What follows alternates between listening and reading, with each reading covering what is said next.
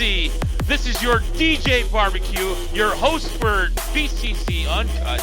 Today we're here with Johnnie BiBella, and I probably said that wrong, and I apologize right now. But how you doing today, Johnnie? Everything's beautiful. Thank you for having me, Barbecue. Awesome. Thank you. So let's let the fans and the people that are listening know a little bit about yourself. Yeah, sure. I am a 35-year-old, born and raised in Brooklyn. I got 2 kids, married, living in Long Island now, Long Island, New York. And that's it, working full-time. I am a operations manager at an engineering firm in Long Island, and that's me. Awesome. So when did you start learning or liking professional wrestling?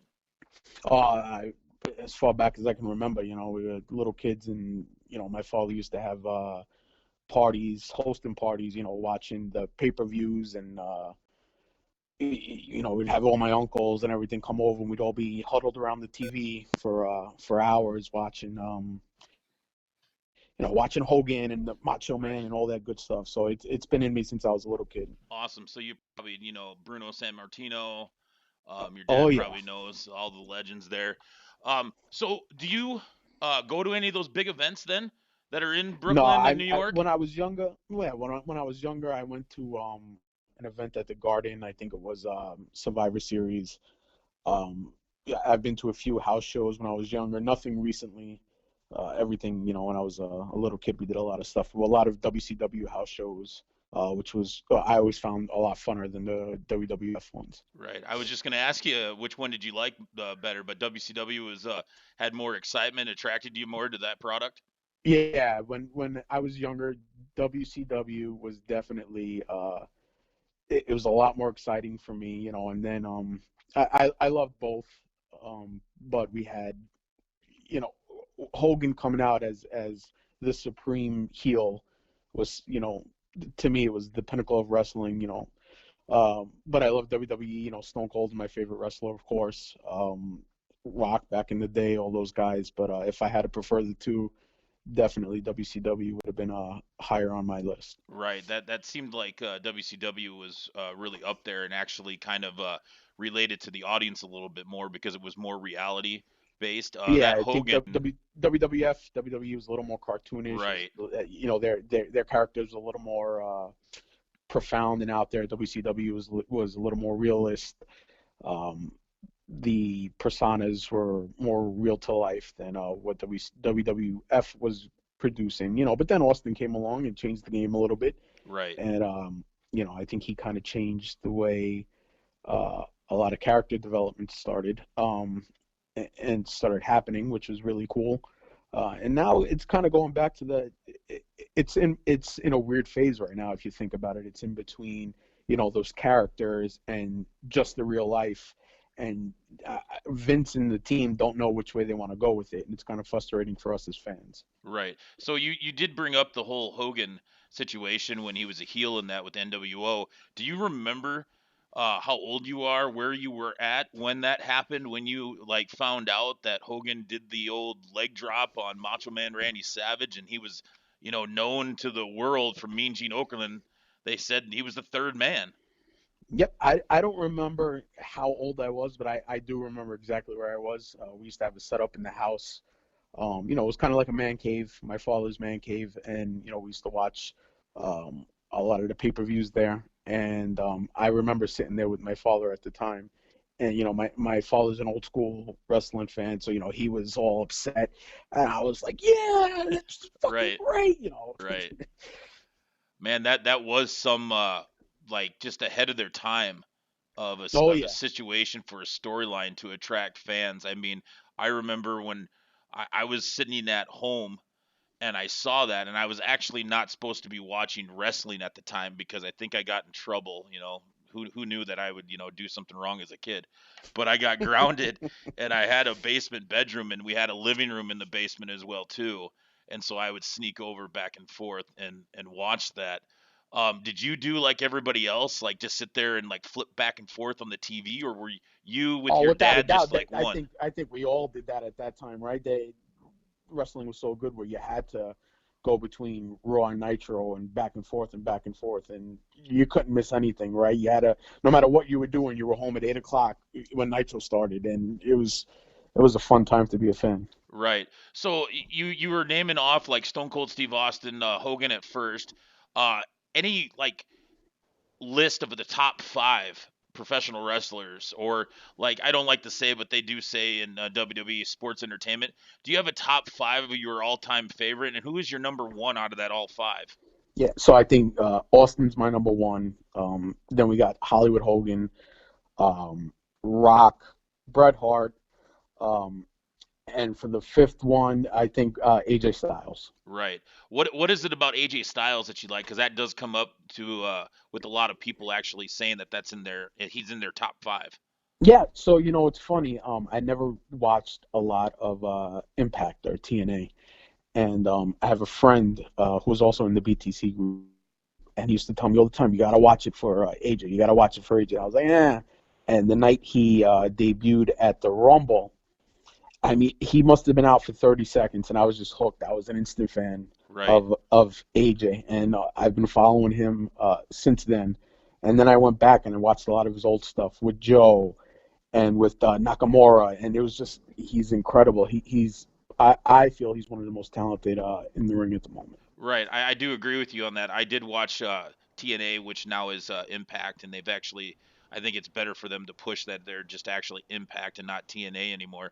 Um, I did watch AJ Styles, and the matches he had, I mean, they were like in the top five. If you really want to get not the Metzler um, ratings, but like if you were a true fan and you're watching those, oh my goodness, man! Like he literally was legit. Like he just did top rope spins, and Yeah, it's he's amazing how incredible. he's still walking right now. He's incredible. He's by far the most, in my opinion, today. Right. So, what are you looking forward to with this big weekend coming up? We got like at least three or four promotions, big ones that are having pay-per-views. You have NXT UK, you have um, what is it? New Japan Pro Wrestling has an event, and it's kind of a European event, so they're kind of going head to head over here. And then we have AEW's All Out coming up. Yeah, so I was planning on watching it, AW. It's funny because I never liked. I shouldn't say appreciated Cody in WWE Goldust. I thought I understand that wasn't his fault. I didn't like. I'm not a fan of him. I'm not going to use the word bashing. I don't think he's bashing the WWE, but I think that he's, for lack of a better term, I feel like he's shitting on. They made a name for him. So I never appreciated him doing that. I wasn't a big ever. Um, so I tried to get into the Moxley character, but for me, it's kind of um, it's a step. So I don't really like it that much, to be honest with you. I'm a huge Jericho fan. So if I'm going to watch it, it's going to be for Jericho. But, I don't care about Pac either. I feel like he was also overrated in WWE and NXT. So I'm not too crazy about the AEW, but I was planning on watching it. And maybe they can change my mind, but we'll see about that. Right. You mentioned Chris Jericho. Chris Jericho has had a historic career in professional wrestling. What are some of your favorite moments that you remember of Jericho from WCW all the way up to where he's at now in AEW? I'll tell you, my favorite Jericho moment, and I go back and I watch it all the time, is Jericho talking crap to Dean Malenko, and he's the man of 104, 106 holds, 1,006 holds.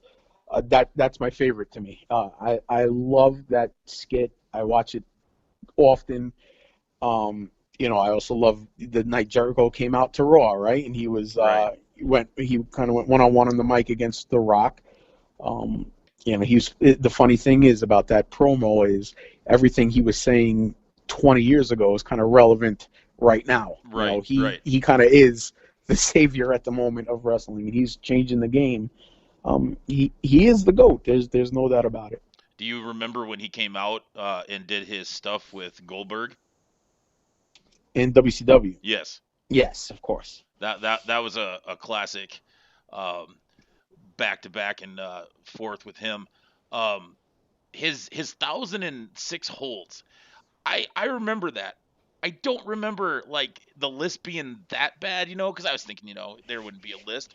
There actually is a list, and it's out there. And I think Yeah, and, somebody and posted arm that in bars on there BTC. about Yeah. 45 times. Yep. Yep. um, Anything else that Chris Jericho has done that it just sticks with you, Hey man, he was our first undisputed champion. He was right? he beat Rock and Austin on the same night. You're never gonna find someone that's gonna do that again, right? Right. Um, what else? I mean, look, he. I'm not gonna use the word catapulted because it's not the right word, but he definitely enhanced Kevin Owens' career, right? Kevin Owens in WWE was just kind of there and trying, and Jericho kind of said, "Hey, look at this guy," and took him beyond where I think anyone thought he was going to go, and he's one of the biggest heels now. Right. So Jericho's just the goat. Right. I do want to remind everybody that this show is couldn't happen without the sponsors of Midwest All Pro Wrestling, which is out of South Dakota. It's an independent pro wrestling owned by Eugene. Yes, former WWE superstar Eugene. Also, we do have BTC. They're generous enough to help sponsor this show as well. Um, any of those independent promotions around in the New York City area or that north eastern area, do you go to? Do you have one that you prefer to watch? That you prefer to go No, to? no, like I said, I haven't really went to a wrestling event in a long time, Okay.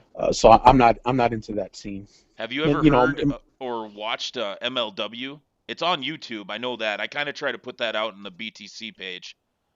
no, I haven't. I can't say that I have. That has like Jacob Fatu, which is one of the relatives of the Samoan dynasty. The Samoans, right? That has Austin Aries there now. Jim Cornette as a color commentator. Um, Tony Schiavone is a colored commentator on there too, and they just put it out today that he also signed for AEW commentary. AEW, that's Yep. right.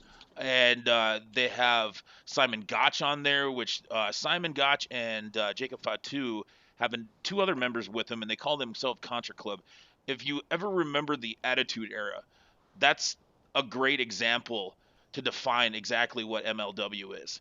I mean, sometimes I think it goes a little nuts because it's also on the BN Network, which is a bigger satellite cable company network that you would see on there, and not really more in the Midwest we don't really get it unless you have a satellite or a higher package on cable.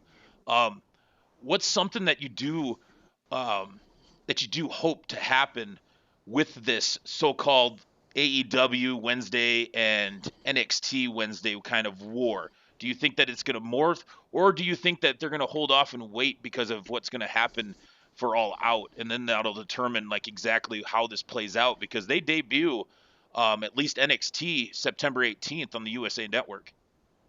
Yeah. So what I think what any real wrestling fan hopes to happen is true competition, right? Because let's Right. in the ring is has been stated on is we want AEW to succeed. Any true wrestling fan does. Um, by WWE putting NXT head to head against them tells me that Vince McMahon sees it as somewhat of a threat, and he's kind of testing the waters, right? I think Right. if NXT gets blown out in the ratings, you're going to see a big game change on the main shows. And if it doesn't, and they're kind of head to head, or 1 week one show's leading, and then the next week the next show's leading, I think Vince is just going to kind of sit back and laugh and say, "Ha ha ha!" We're doing everything right. And the truth is they're not. So the hope is that All Elite blows NXT's ratings and they succeed and they get people in WWE talking and watch WWE can fix their product and we can have a true wrestling war again like we did 24, 23 years ago now. Right, right. What are and speaking of NXT, is there any one? I mean, you can even talk about a past roster member, or even now to this day's roster member that might be on the show to debut on September 18th.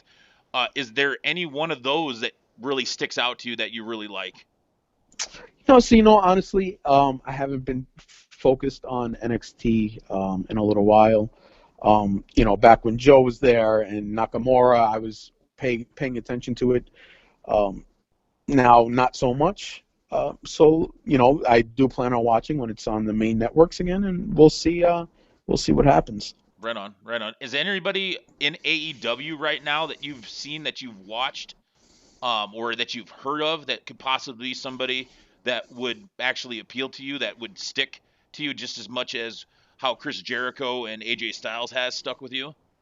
Yeah, I mean, you look at Omega stuff, right? And he's great. So if he can come with that level of professionalism and greatness, you know, he can be one of those guys that leads the charge and changes the game with Jericho. And I don't think that Cody's bad. I just didn't appreciate. I don't appreciate his characters. So I think he's solid in the ring. So if he can, bring it as well, then so be it. And I think they have a potential to have a true war, but they're going to have to get some more talent as well. Right. So you did mention, like I said earlier, that you talked about Chris Jericho, and I think you said that you really wanted to see that match at AEW. What do you expect to come out from that match with Adam Hangman Page with the Uh, championship on the line? Jericho's winning. It's kind of written in stone. At least I think so. Um, that thing. I think that gives their title some prestige. It gives them.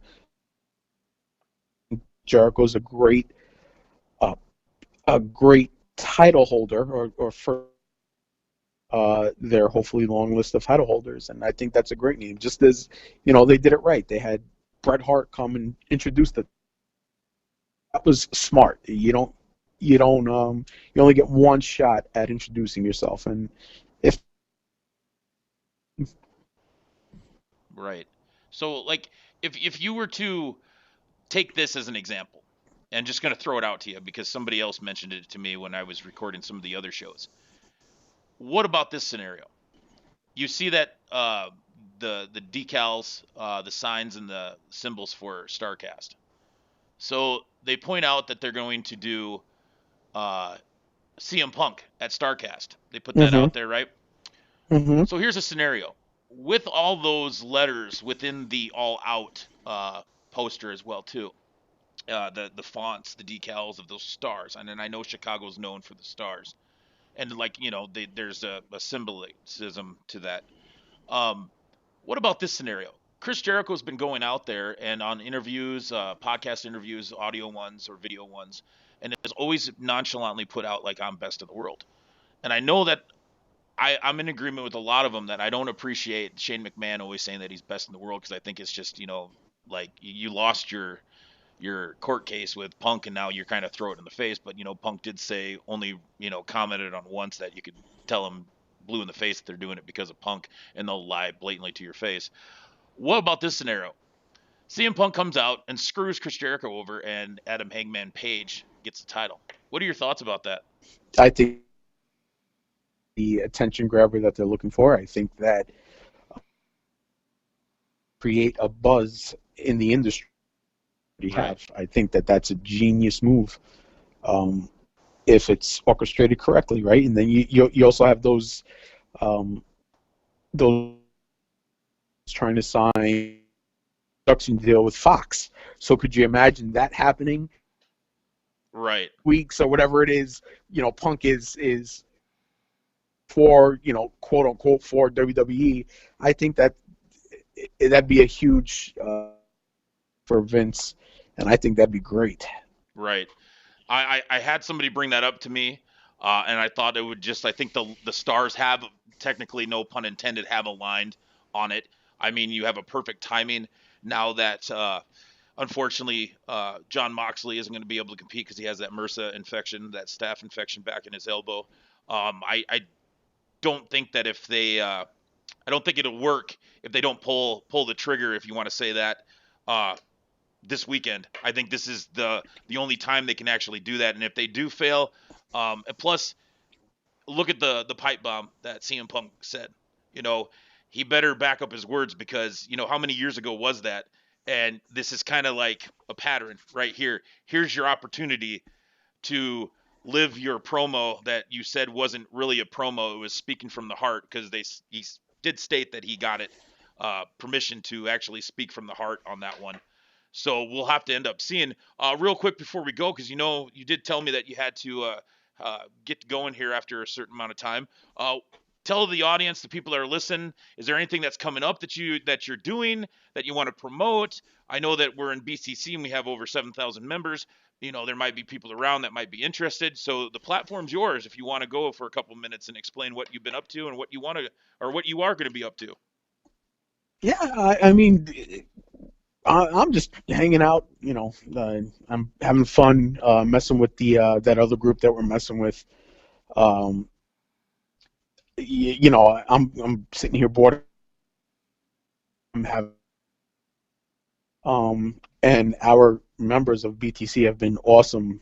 Just kind of trolling with me through this thing. I got nothing else real going on.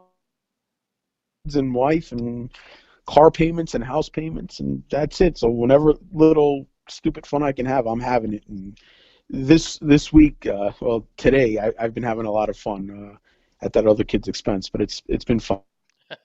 Right on, right on. I appreciate you being able to come on and do the show.